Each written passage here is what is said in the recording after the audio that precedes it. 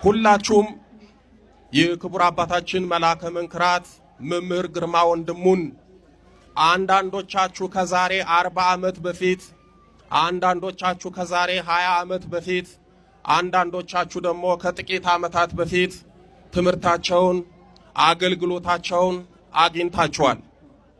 እሳቸው ይህንን አገልግሎት ሲሰጡ ብዙ ፈተና፣ ብዙ መከራ፣ ብዙ እስራት፣ ብዙ መገፋትን አሳልፈው ዛሬ በእምነት በጽናት አሁንም አገልግሎቱን እየሰጡ ይገኛሉ።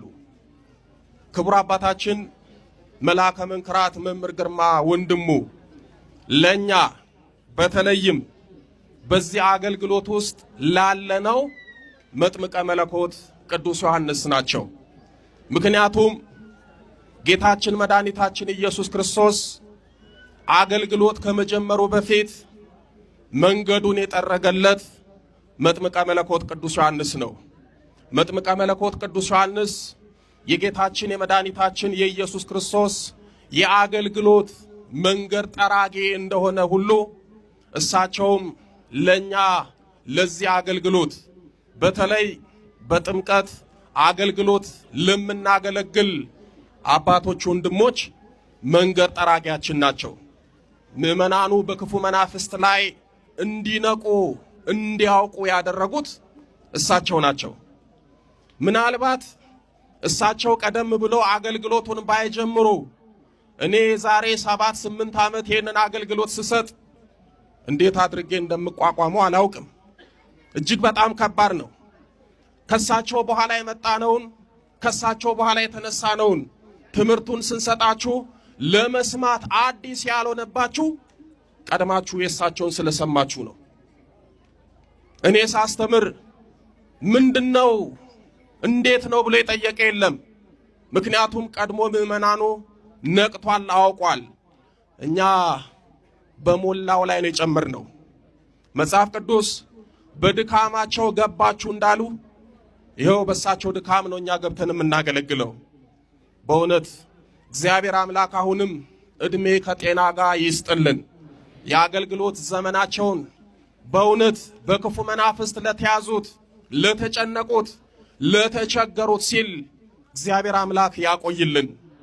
ይህንን አገልግሎት ታውቃላችሁ አደለም? እሳቸው ጌታችን መድኃኒታችን ኢየሱስ ክርስቶስ ይህንን አገልግሎት ለመስጠት ተሰድቧል፣ ተገፍቷል፣ እስከ ሞት ደርሷል።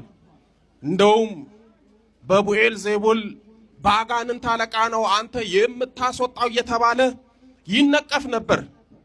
ዛሬ እሳቸውን ስም ቢሰጧቸው ብዙ ነገር ቢሏቸው ሊደንቀን ሊገርመን አይገባም። እኔ ስለ እውነት ነው የምላችሁ። አንዳንድ ጊዜ ስንነቀፍ ስንሰደብ እሳቸውን አስብና አሁን እኔ በእውነት አገለገልኩ፣ አሁን በእውነት እኔ ተሰደብኩ፣ አሁን በእውነት እኔ ተገፋው። እሳቸው የቻሉት እሳቸው የተሸከሙት ጥቂቱን እንኳን እኛ ልንሸከም አንችልም።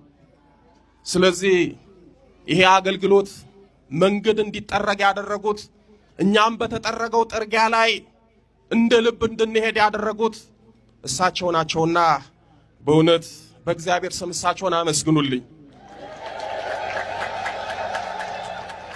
እንግዲህ ይሄ አገልግሎት መንፈሳዊ ብቻ ሳይሆን ታሪካዊ አገልግሎት ነው።